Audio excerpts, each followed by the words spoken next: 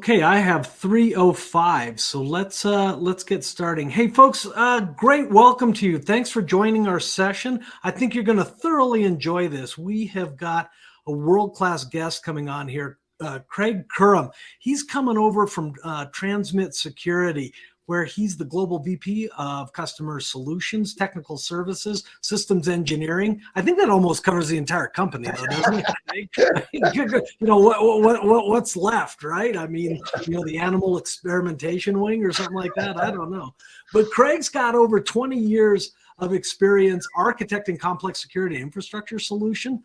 Prior to Transmit Security, he worked as the worldwide field engineering head for Trusteer. Now, they were acquired by IBM back in 2013, if you remember that.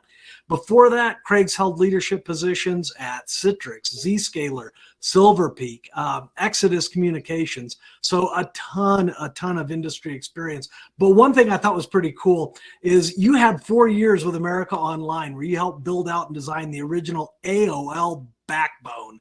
Yeah. How many people on the call are hearing that modem dialing right now? You know, I mean, it shows how old I am. That's right. that's awesome stuff. Well, Craig, I'm going to give kind of the cliff notes on Transmit, but I'd like to get your kind of personal take on Transmit. You guys were founded in 2014. You're a leader in the passwordless authentication space. Back in June last year, you guys got a record for cybersecurity companies Series A round of $543 million. Now, here's the thing, though. Unlike most A round companies, you guys already had a bunch of revenue that was coming in. So this was a fairly safe bet for your investors. So that's kind of my outsider's view. Can you tell us what it's like back in the kitchen? Yeah, absolutely. And, you know, as you mentioned earlier, I've known the founders here from our previous venture, Mickey Boudet and Rakesh Lunkar. We did Trusteer together and, you know, started back here, as you said, you know, back in 2014-ish. And, you know, we always had the same trajectory. And the trajectory was, if you look at our early slides, was, you know, how do you build a much stronger digital identity? How do you eliminate the ways of the old, the passwords? And we used to call ourselves a password replacement toolkit, right? Mm-hmm. Even back then. We hit cash flow positive. We were bootstrapped by Mickey and Rakesh and no external VC, and we hit cash flow positive in year number 2. Yeah. So, you know, highly successful. You know, initially we were out to solve some really complex identity problems. And if you ask me to describe kind of what we set out to do, right, in forming that new digital identity, we looked at the identity and access management space, and then we had our eye also on the end user experience. And we wanted to join those two domains, right? So you've got user experience, you've got identity and access management, and basically we wanted to merge the two. We felt, you know, merging of the two is where things had to go. And so when you merge those two, you get identity experience, right?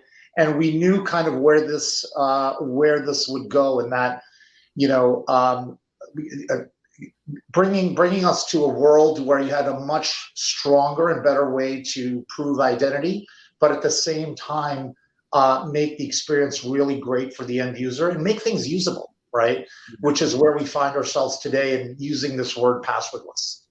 Mm-hmm. Well, and talking about the word passwordless, of course, it seems like everyone out there is slapping that on their website, right? You know, passwordless, all the buzzword, you know, throw in some zero trust and some MFA. Could you kind of give us your perspective on how probably the 3 most overused terms are, how they intersect, how they're distinct, and then how you guys are approaching that whole space? Yeah, for sure. So the first I'll say is, you know, just the word passwordless in general, right? Throw it into the bucket of those other words like cloud and blockchain and all those lovely things that, you know, become mainstream. Passwordless to us, you know, if you were to ask somebody out there, it's an interesting question to ask. Do you see that as a feature or a product? Right. And we all think of these apps we go on where we, you know, you're on your banking app or something and it says, hey, would you like to use Face ID from now on? And you say, yeah, I'd like to do that. Right. That's not passwordless to us. When we talk about passwordless, it goes back to what I said earlier, which is creating a new digital identity, a new way to actually prove identity that never has passwords anywhere in the process. That's one element of it, right? So removing passwords, think about this, or that paradigm from the user experience, from the browsers, from the user store, never thinking about a password again in the entire life cycle, from when you register a user, from when you recover a user, a device, whatever it might be. So that was, that's one main differentiator and place that we really, when we talk to customers, that's what we're trying to kind of clarify and educate around, because you're right, everybody, is throwing the message out there. The other piece of it I think is really relevant, was interesting. I was on a call just the other day with a CISO, and he's like, this really resonated with him, right? So, and in line with that passwordless message, right? What are we doing? We're strongly authenticating any user from any device without the need for software on that device. And through that stronger authentication, we want to yield not only a better user experience, but a real business outcome. And what was interesting when I was having this conversation, I kind of toggled to and said, here's some business outcomes we see, right? So, for example, just to throw like a couple out there, like, hey, primary login abandonment rates, right? People forgetting their usernames and passwords, or secondary authentication, MFA, reducing, that horrible user experience, or, hey, I forgot, this is going to a device that I no longer have, or so on and so forth, right? Tying that all to these actual business outcomes and what does that do for them triggered something in this conversation where he said, look, something, we buy features, especially in identity, but really in general in technology, we buy features, right? And we're buying all these different features, and then we're figuring out how do we try to connect it all and solve a business problem. It's completely backwards, right? Yeah. You're left with this whole big mess. Instead, we should be looking at what are we trying to solve for? And then, basically tailoring or consuming, right? Consuming a solution that basically is able to achieve that. So I think that's one thing that we've been doing really successful. It's been resonating really well, is talking about this challenge, talking about the way we define it and how to get better identity through it. And then what does it mean to your business? How do we actually tie this and solve a real problem versus just some feature somewhere? Yeah, well, and an interesting thing, in the very first session today of day 2 of the summit, I grabbed a quote that came through on one of the chats. This is by Paul Rebellis from Equinix. He said, passwords are a broken security model. Replace them as soon as possible with something more robust, and don't just add a Band-Aid to make them work. So whether that's mother's maiden name or what have you, I thought that was I saw that go by in the chat, and I was like, oh, you know what? That's going to be great to bring up. I happened to bump into Paul in one of the booths, and I actually got his permission to embarrass him in front of everyone. So, but I thought that good, that idea about adding a Band-Aid. You see companies out there that are like, let's stick with username and password. We know that isn't the best, so we're going to layer this thing on top of it.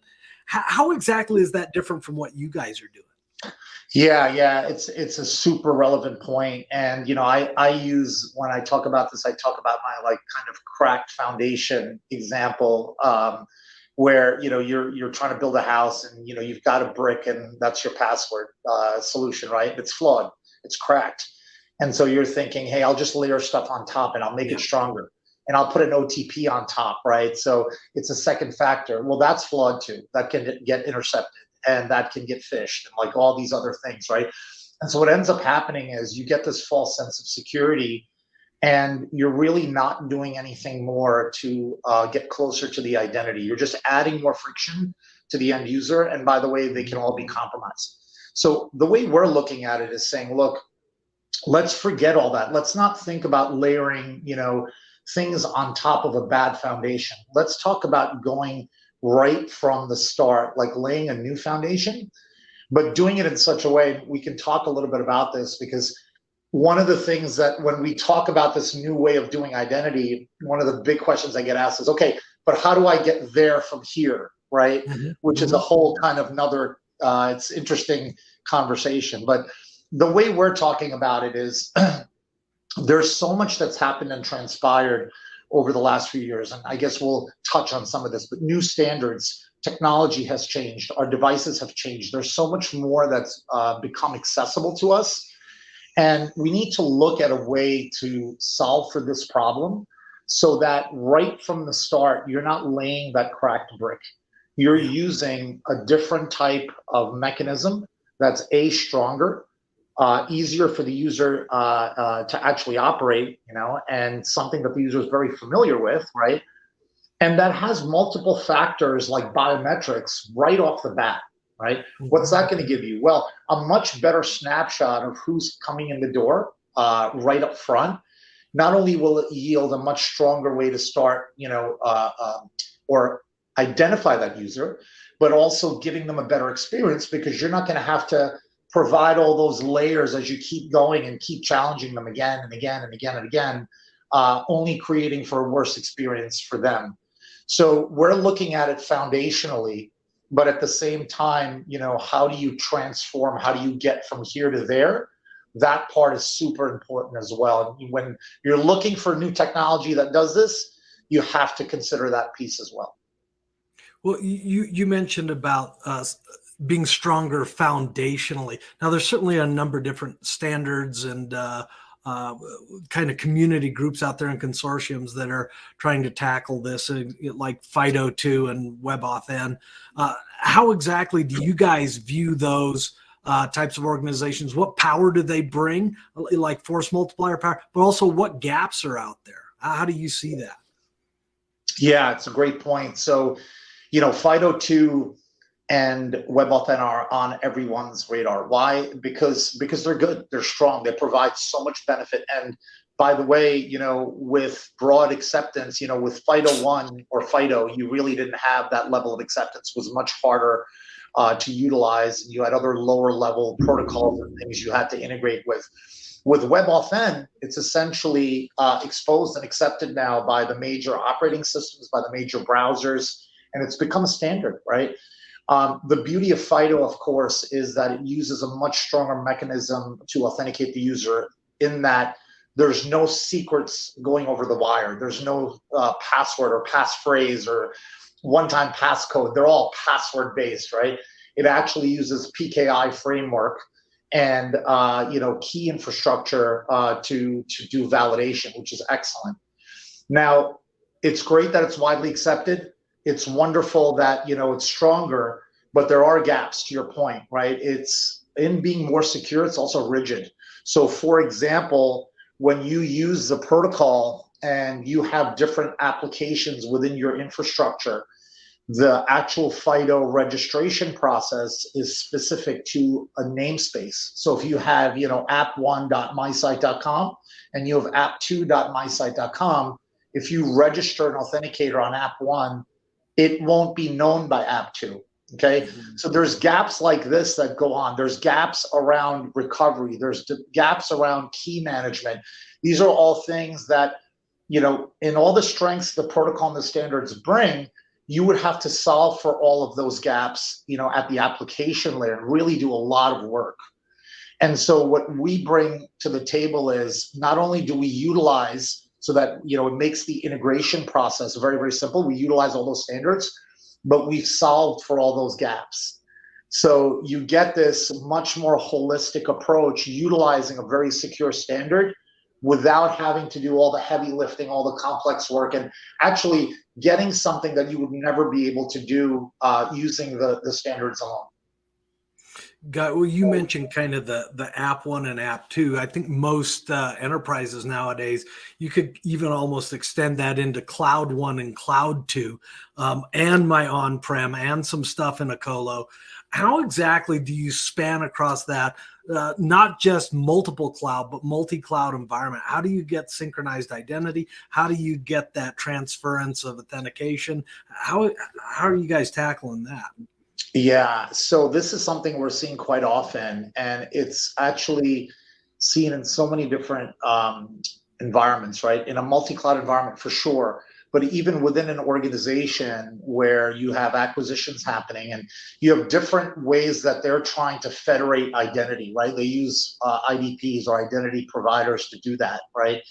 And so they're federating, but they're federating in pockets, and they've got clouds in pockets. And I've been hearing this so many times from so many organizations where they're saying, this is crazy because first of all, it's getting impossible to manage. It's a terrible user experience. But secondly, the same user persona, user Craig, has like 3 different logins or 4 different logins, and I can't even track if it's the same guy, right, or the same person. Mm-hmm. And so people are trying to go to this universal identifier, universal identity. And how do you really do that? And so much more goes into this picture. It's not just across clouds or IDPs, but it's also across channels. It can happen across channels, right? You've got a mobile channel. You've got, in the digital space alone, you've got mobile, you've got web, you've got all these different apps. You might even have your call center that you validate or that you want to validate using these new mechanisms. How do you do that? And so in what we've built, the service that we built actually allows for that, in that it is truly an identity service that can be invoked by any one of those disparate points, whether they're different IDPs or different clouds, and it brings that whole piece together. It provides that unification and that identifier so that you can actually understand that this is in fact the same identity that's coming across and that's using these different applications and services. Not only that, think about users that maybe use one cloud service all the time and then start using a second one. Normally, you only have the view of that user as they use that app or that service. But imagine if that was connecting to a broader service where even though they never accessed that app before, you know who they are. You not only know who they are, you know about their devices. You know that Craig has 4 devices and this is the one he's using and he's used it 412 times and he's successful, right? That type of knowledge or that type of data embodied in the identity, that's what we're providing. So really unification across those clouds of identity, unification across other IDPs, those things are very difficult to tackle, and that's something that we've solved. And do you solve that also for legacy, God forbid, homegrown identity solution, but even like, like the SiteMinders of the world and so forth, and coupled with some of the more modern kind of SSO type tools like an Okta or Ping, how do you shuffle all of that together? Yeah, so the beauty of it is what we're doing is pretty unique, but the way that we allow for integration even into those legacy products is through standards. So through federation protocol standards like OpenID Connect or like SAML, right? These are things that everybody supports. And so they can actually chain to our service. So if a customer has let's say a SiteMinder or a Ping or even an Okta, right? There's different ways that it can actually, you can actually chain that without having to rip it out, right? You can actually chain that and now invoke our service on top of that. So we've tried to be very mindful and say, look, it's great if you offer all of these new functions and features and really have a new way of doing identity, a new solution. But, people don't start greenfield, right? Especially with identity. So how can we make sure, and the way to make sure in doing that is using open standards. Got it. And you mentioned kind of that universal identifier. There's a lot of rumblings, a lot of talk about the application of blockchain technologies into security tools. What's your stance on this? I mean, are we just chasing buzzwords here, or is there meat on the bone? Yeah, so when you look at blockchain, I'll speak relative to identity, right?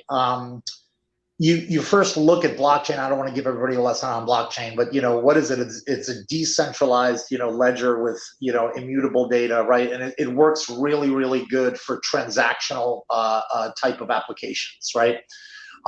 Very time sensitive, time-based type things, right? If you try to apply that to identity, it breaks down for a number of reasons. Okay, number one is identity data in general is not transactional. Okay, nor is it tied to a specific point in time. Number two, the data itself in a blockchain environment is public, it's distributed, right? And it's reproduced and replicated. it's all over the place, right? So it becomes a target for attackers. You don't know where it's going. You don't know where it's proliferating out to. And typically also the way identity systems work and are applied, it's hierarchical in nature. Blockchains are not, they're flat, right? So it's really the entire model kind of doesn't play very well to identity. The last part of it is things that are associated with identity, like GDPRs, CCPA, all these things where the end user has to have consent and control of their data. That's not possible with things like blockchain. So yes, for approval processes, yes, for transactional things, blockchain is super interesting, and I think it has a play there. Less and less for identity. It just doesn't work. Gotcha. And you mentioned, some of the regulatory bodies out there.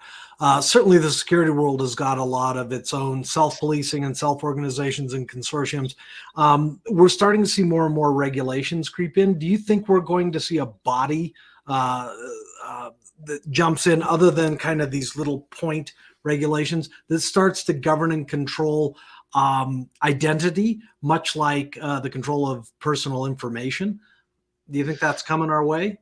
It's an interesting concept. I think if it does come our way, we're still a little ways from it. I think what you'll see is what we see with all of these different regulatory kind of certifications and so on. You're going to see it by industry first, right? We've seen this. You'll see it by industry. You'll see it by vertical, around what information, as we start moving to a new identity model, right? How are we collecting it? What are we collecting? And this again goes to, a very kind of delicate balance, which is, if you're going to do more and you're going to get closer to who the end user is in terms of identity, how do you do that without actually collecting PII? How do you do that in a way that's truly, you want it decentralized, but you also want,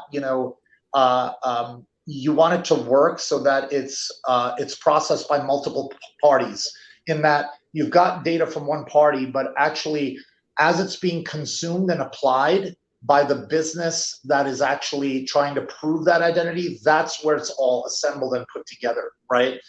So, derailed a bit, but back to your question, unknown at this time. I think we're still in such a state of flux with where things are going in the identity world. I think it will happen as we start doing more with it, for sure, but I think it's looking like it'll be industry specific. Gotcha. Well, we're certainly seeing some of the events over the past, what are we at now? A year and a half, 2 years coming up, where there's been this forced transition into a remote workforce. Can you relate a little bit how Passwordless has either been thrust into the limelight, maybe for some solution companies a bit ahead of schedule, but like how that transition has brought topics like passwordless and zero trust and software-defined perimeter and things like that into the fore earlier than most companies were probably prepared to deal with it?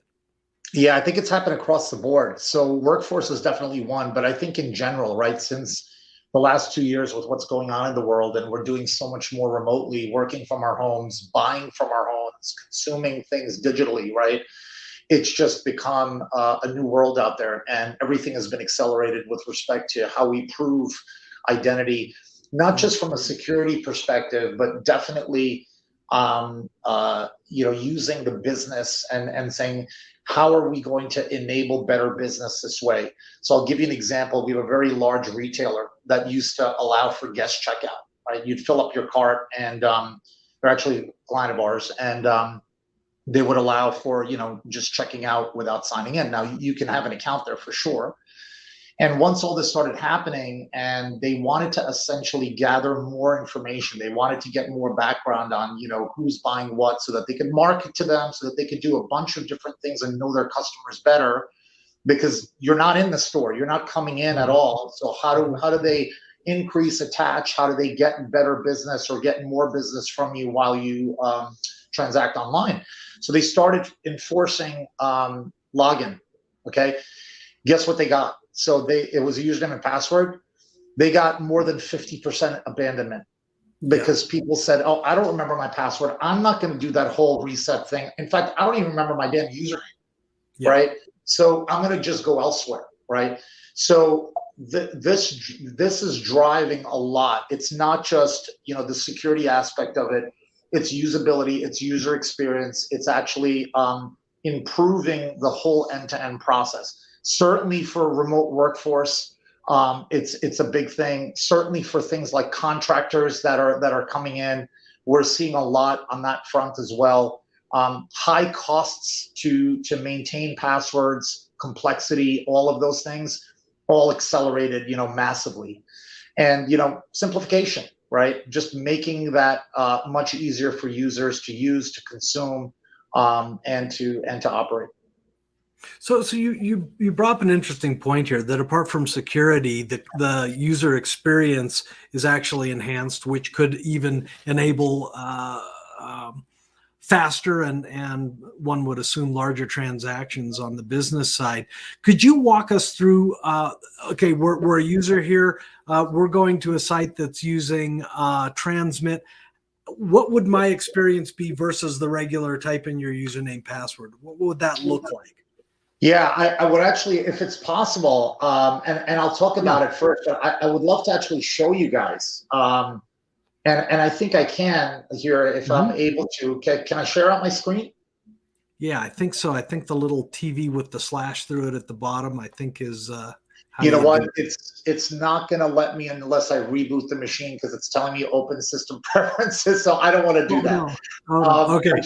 I should have tested it before. So absolutely. So what it would look like essentially is this, and it doesn't matter about the device. So in the way the service works, think of it this way. A lot of people look at it and say, they start thinking about what they know, which is device ID solutions, right?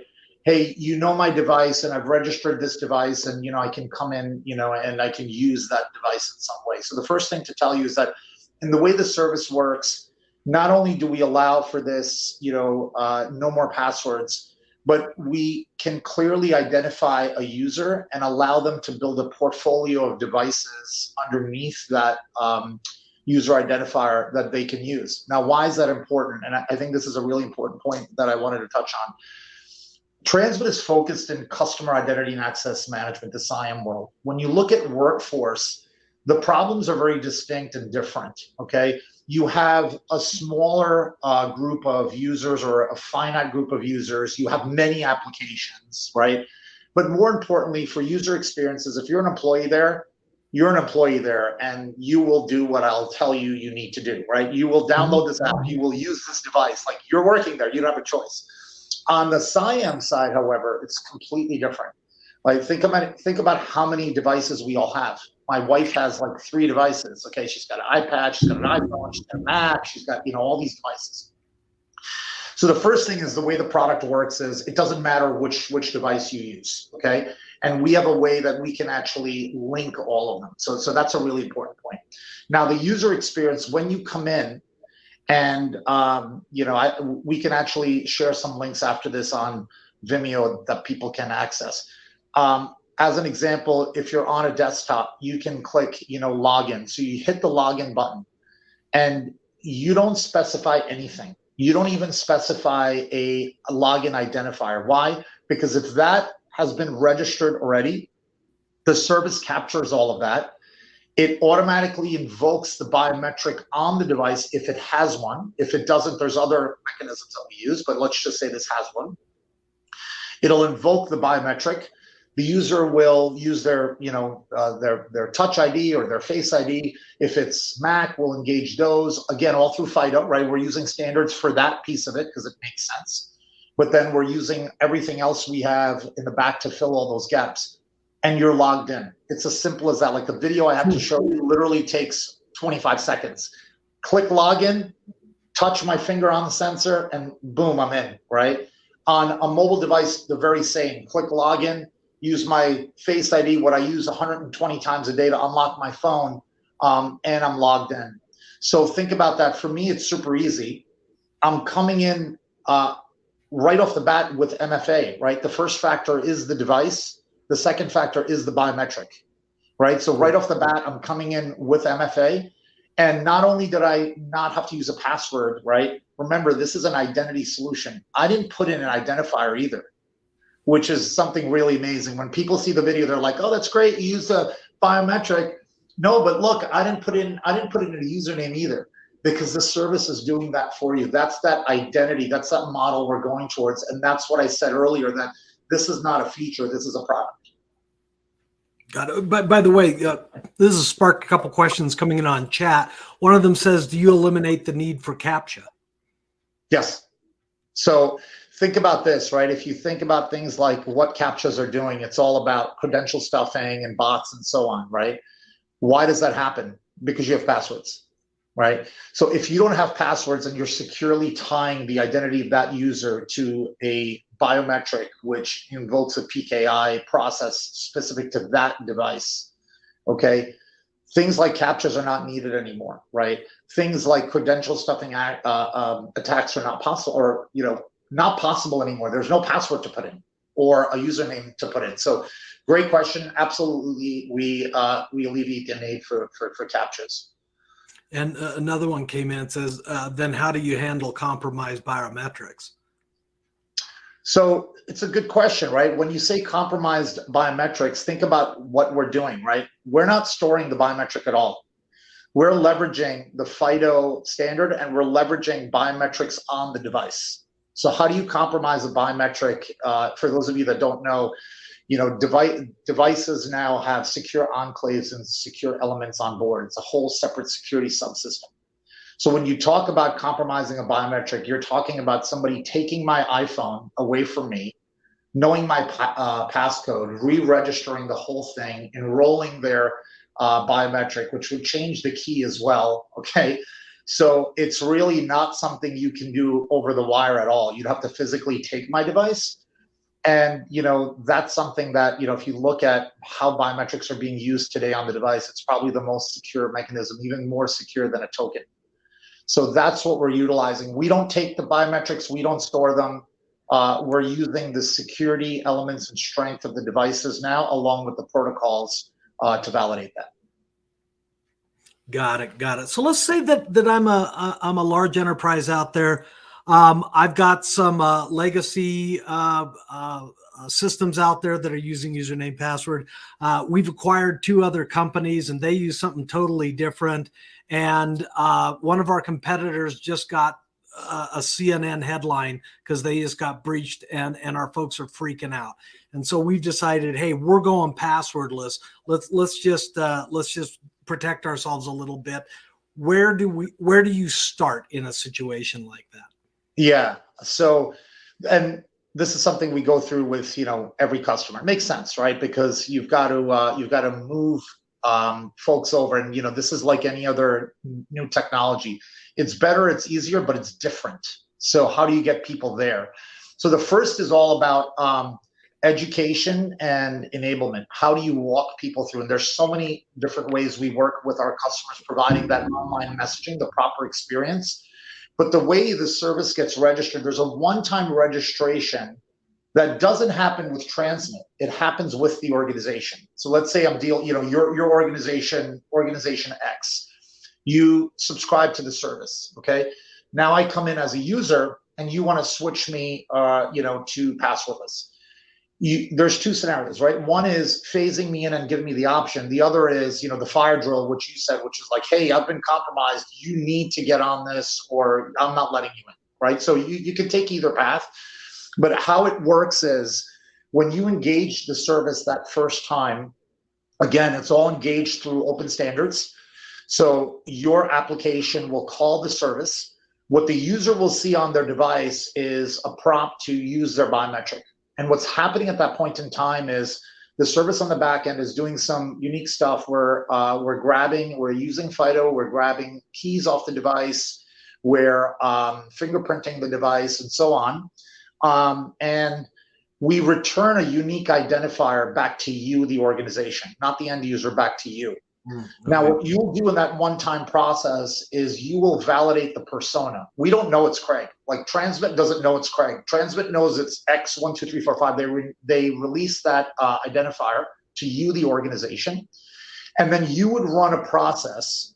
And we recommend that first-time process is, stringent. So it wouldn't be password, right? You don't want to do that. But it could be an OTP, it could be a number of different things. Hey, give me the last 4 of your account number, so on and so forth, knowing that's the last time you'll ever have to do that. When you do that validation in your user data store, you will now associate persona Craig with X1234 that Transmit gave you. And whenever Craig comes back in, right, that's why I never have to use a username again. And I use this device or any other device that I link. You're going to get X12345. You're going to look it up and say, oh, that's Craig, come on in, right? So there's that one-time linking process that you do in a very strong way. And from that point on, the user is gone passwordless completely. Even on reset, even on rebinding a new device, you can utilize this and you'll never have to use your password again. Now, how you get there, as I said, could be phased or it could be much more of an intrusive process depending upon your need. That's all up to you. So totally flexible in how you consume and deploy the service. So you mentioned kind of the dichotomy between workforce and customer identity. So is that the same on both sides of the equation? In terms of, no, so for workforce, right, you're absolutely right. For workforce, you can be much more aggressive because you can say, look, this is what you need to do here. And, you can even have it as part of the new employee onboarding process. It can be out of band. They get an email, which they click on and they register the device there before they even access the applications. So there's a lot of different options there. The beauty is that there's no set way. It's not an all or nothing. You can phase it in. And the other part about it is literally we've done implementations with large organizations in a matter of days because it's all open standards. There's no heavy lifting. There's no heavy code you have to put on the endpoint or app you have to deploy. It's 100% appless. Now you can use it in your apps, right? A lot of people have a mobile first approach and they say, well, I have an app and I have 30% adoption on that app. Wonderful. You can use that and you can continue to use that. But for your 70% that don't want to download an app, the product works there. So that's the beauty. Super flexible. Gotcha. So if I was that hypothetical company, I'm embarking on this passwordless journey. What are some of the pitfalls that you've seen companies make that you could kind of give some warning advice to? In terms of making the transition, you mean? Right, exactly. Like as an example, you talked about we can do this all in one swipe, or we can do it phased. Are there some pitfalls with either of those? Are there pitfalls in selecting passwordless products? I don't necessarily mean for you to bag on your competitors, but hey, make sure that it's got this. Make sure you do that. What are some of the pitfalls to be avoided? Yeah, absolutely. I think it goes back to the definition that I said earlier of, what does passwordless mean? And the word gets thrown around a lot, right? A lot of people just do, for example, or they'll force you to download an app. And authenticate our app, okay? And that'll be like, okay, you can use this app and it's in lieu of passwords. Now, first of all, it's heavy, it's an app. The second is, I'll argue that it's not passwordless. What happens if you delete that app? What happens if you get a new device? How do you register that again? Guaranteed it goes back to password again, right? Mm-hmm. Other folks are using FIDO and WebAuthn, they're using it as a second factor. They're using it as a step up. What's sitting below the scenes is still a password. Now, the reason for this, the reason why it's so hard to totally eradicate and follow the definition we have is because traditional identity systems in general are predicated upon user stores. And these user stores are fundamentally built with a username password construct. That's how they're built, right? And so you're saying, well, I want to register something in the user store, but I don't want a password there. It's just not architected that way. So you can layer, this is again the layering thing, right? I can offer an app that, hey, offers passwordless and it's got push, but you have to have the app. And if you delete the app and you're using another device that doesn't have the app, then you're out of luck, right? Yes, I can enable it, but then I've enabled it only on this device and this specific browser, Safari. And I open Chrome, and whoa, it doesn't know that browser, and I'm stuck. Right. So I think these are a lot of the pitfalls, and what we urge people to do is, when you hear that word passwordless, truly understand. And again, it goes back to what I said. What's the business problem that you're trying to solve, and what do you need the user experience to actually be? Don't just look for the tick box on passwordless, because you will get a feature instead of a product, and it's going to be short-lived for you. Got it. Now, I think that's very sage advice.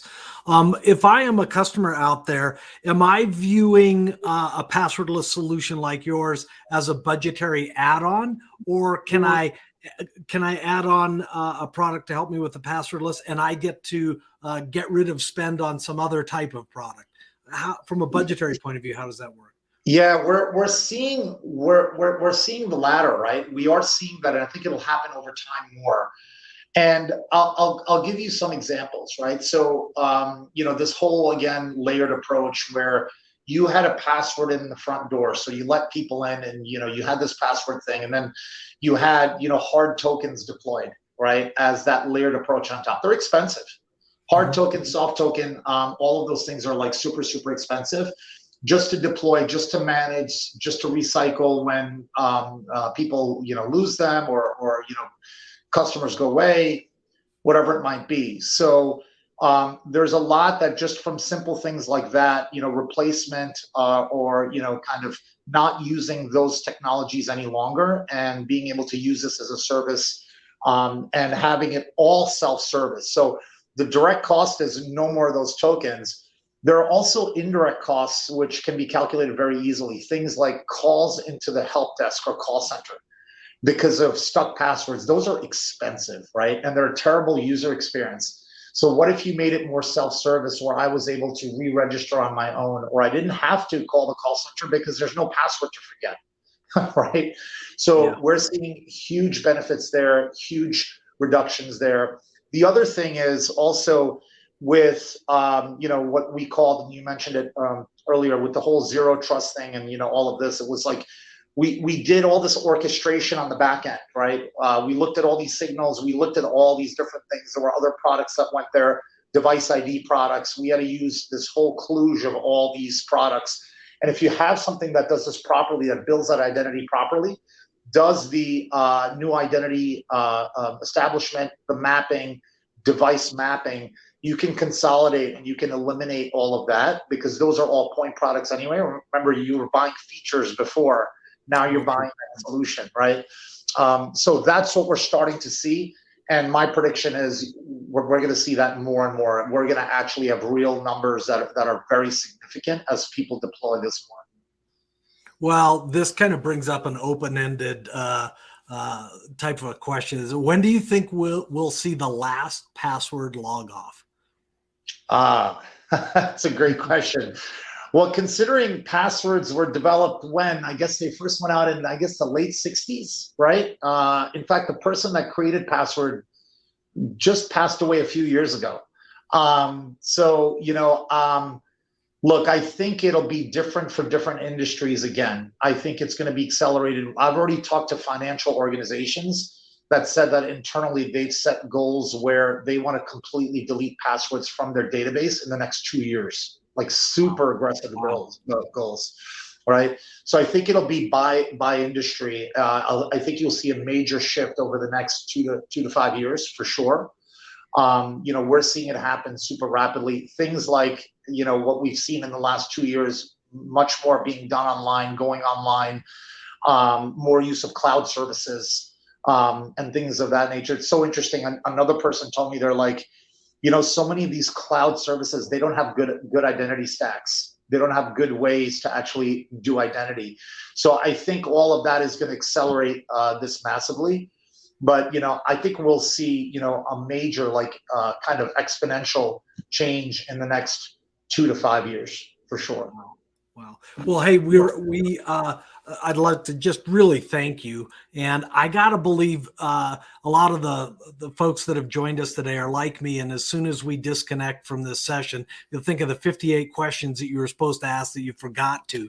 So what's a good way that people can reach out to you or to Transmit if they've got further questions or they want to dig a little deeper? Yeah, so I've got some folks that are supporting me here from the marketing side, and they can follow up for sure. We'll have several channels to communicate the questions and answers, or any kind of follow-up sessions if people are interested. We'll make sure we get those to you for sure. Terrific. Well, hey, an amazing Zoom finger snapping applause here for Craig. Thank you so much for coming in and joining us today. Greatly appreciated, super informative, and you have a terrific rest of the week. Thanks so much, Mark. Thanks, everyone. Really great session, and I enjoyed it thoroughly. So thank you. Thanks a ton, folks. Take care.